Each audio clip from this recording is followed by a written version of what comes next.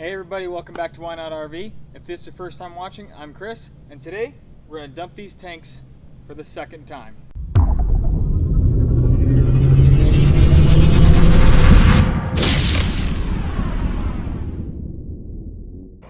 So this is what your toilet is supposed to look like normally as it's regularly draining.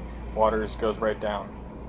When your black tank is full, your toilet will burp at you, and just watch what I mean by that. Did you see that big burp? That big old air bubble that came up through the water?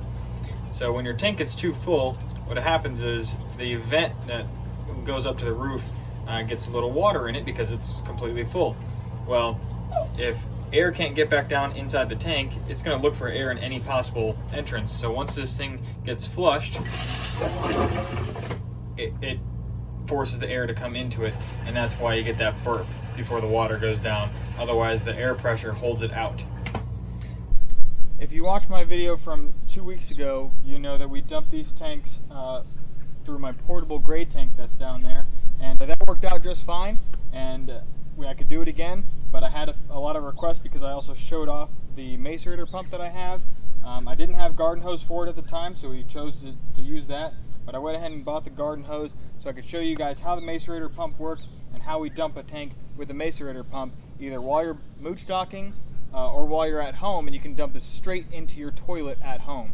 First things first, let's go ahead and get these hoses out and stretched to where we need them to.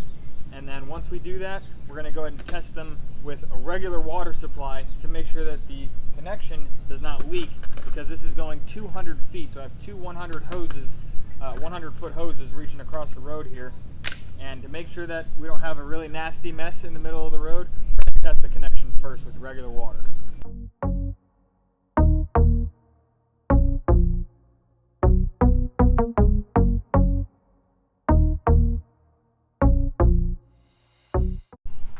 To me, there's two ways I can do this.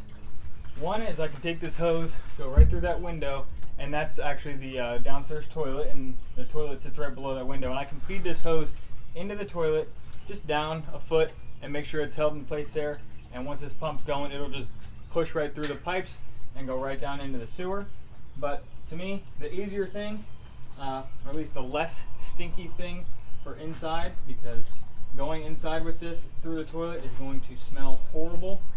The less stinky thing is to unbury our sewer cleanout, which I just did 2 weeks ago from when we dumped our tanks in our last video from 2 weeks ago about using the portable. And I'm just going to put this right down in here. Next, I'm going to go ahead and get my Macerator pump hooked up to my clear elbow right here.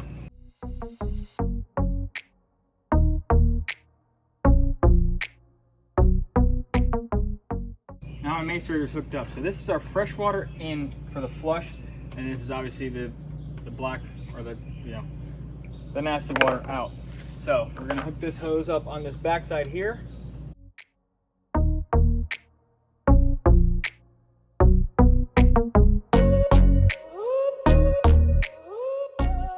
And again, I want to go ahead and test this real quick with just fresh water.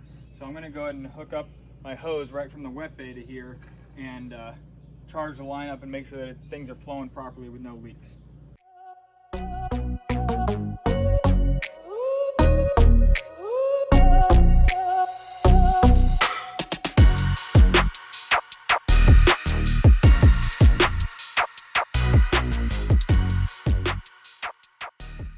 All right, I got our freshwater line hooked up. We're gonna go ahead and push this through.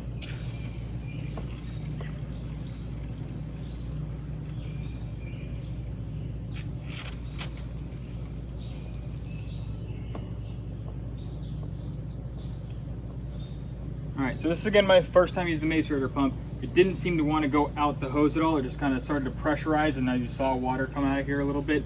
So what that means to me is the pump needs to be running in order for this to work. So I'm going to go ahead and get my electrical hooked up so that I can run the pump through and get this clear water to go through it a few times before I hook it up fully. The Macerator pump does take 12 volts in order to run. Now, when I first bought the Macerator pump, I went ahead and wired this pigtail up. As you can see, this pigtail came with, I wired it in, and I actually wired it right directly to my batteries and then this just sits over here out of the way and is ready to go whenever I want it. So now I can just take it and plug it right in.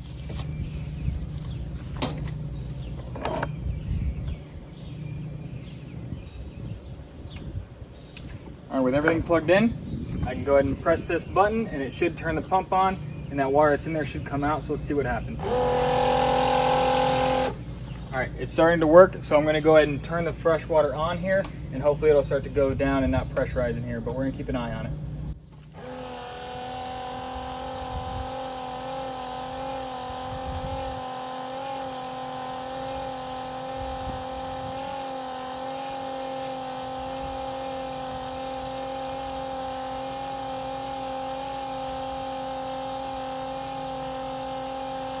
Well, I checked all the connections. I got no leaks anywhere. The hose is inside down there and it's ready to go. So we're gonna go ahead and open this up for the black tank to run, and that's gonna flush right through it.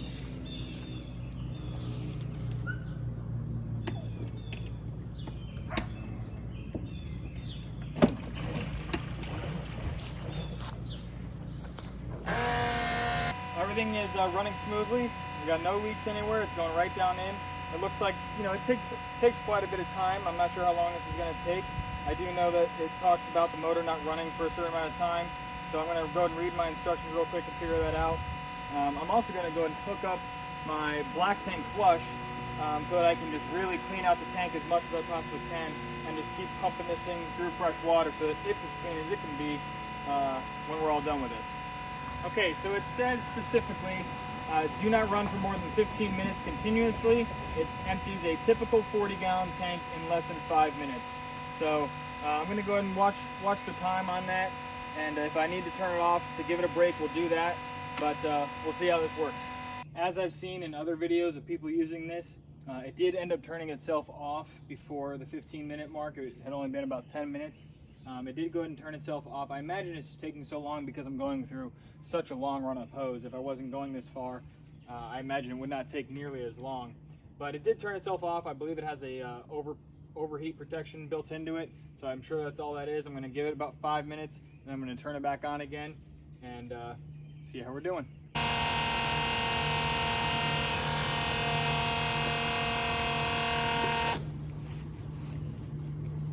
So now that the tank's nice and flushed out and we're getting clear water coming through there, I went ahead and opened this up, and I'm flushing the pipes with this hose, and I'm just flushing clean water through this hose a few times just to make sure I have as clean of water going through there as possible before I put this hose away. We're all done now. I got a lot of fresh water flowed through all this stuff, so we're going to go ahead and disconnect.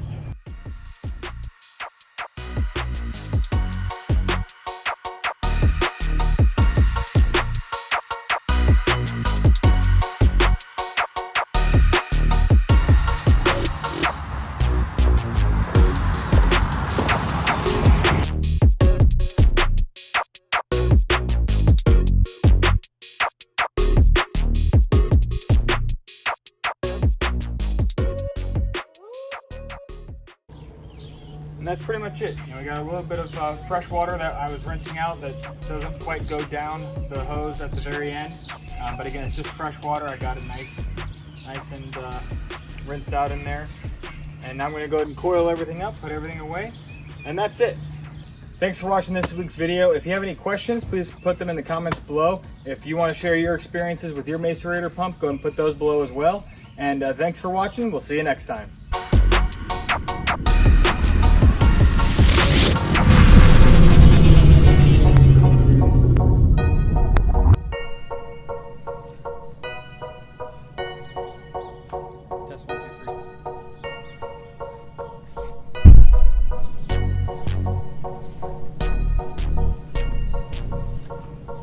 Welcome back to Why Not RV. If this is your first time watching, I'm Chris, and today I'm gonna need a lot of hand sanitizer. We're dumping these tanks again.